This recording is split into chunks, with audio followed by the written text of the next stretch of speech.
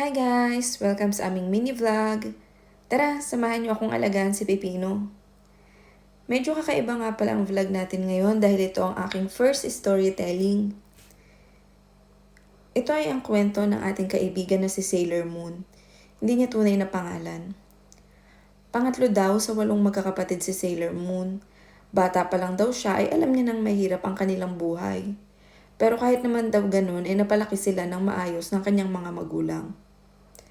Nakapag-asawa po ako sa murang edad. Pinanindigan naman po ako ng asawa ko at tumayo kami sa sarili naming mga paa. Pero dyan na rin po nagsimulang dumating ang mga problema sa aming pamilya. Naghiwalay po ang aking mga magulang. Naipit po ako sa sitwasyon at muntik nang maapektuhan ang sarili kong pamilya. Nagkaroon ng bagong asawa ang tatay ko at ganun din naman ang nanay ko. Bukod pa po dun ay sobrang bata ng mga bago nilang kinakasama. Mas bata pa po sa akin. Sobrang nahirapan po talaga kaming pakisamahan ng mga bago nilang asawa. Pero ang pinaka-apektado po ay ang aking bunsong kapatid na tawagin na lang nating Pikachu. Nagkasakit po si Pikachu. Hindi rin po kayang alagaan ng stepmother ko si Pikachu kaya ako po ang nag-alaga sa kanya. At doon na rin po pumasok ang pagbabago sa aming buhay mag-asawa.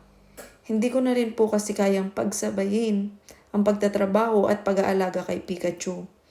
Dumating na po sa punto na muntik na kaming maghiwalay ng asawa ko dahil napapabayaan ko na sila ng mga anak ko.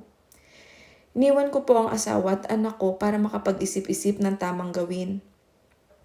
Sumubok po akong mag-apply ng DH sa Saudi pero hindi ko po magawang umalis dahil nga po kay Pikachu at sa mga anak ko na maiiwan. Kaya nakapag-desisyon po akong bumalik sa asawa at sa mga anak ko. Naisip ko po na kung tatalikuran ko ang responsibilidad ko sa pamilya ko ay wala na akong pinagkaiba sa mga magulang ko. Pinagpatuloy po namin ang buhay. Hindi ko po kayang pagsabayin ang pag-aalaga kay Pikachu, pag-aasikaso sa pamilya ko at pagtatrabaho, kaya naman humingi ako ng tulong sa aking ina na siya na munang mag-alaga kay Pikachu.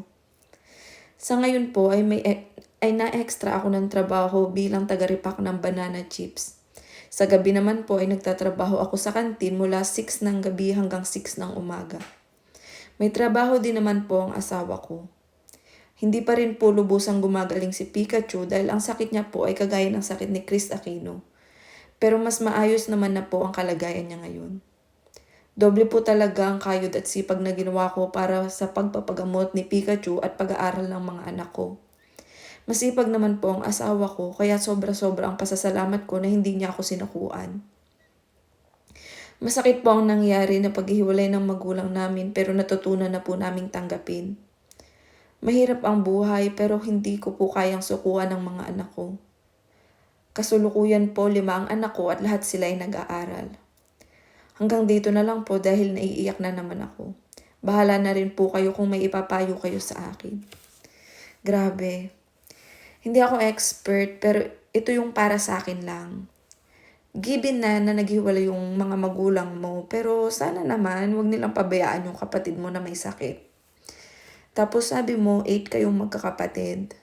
Ang tanong, nasan sila?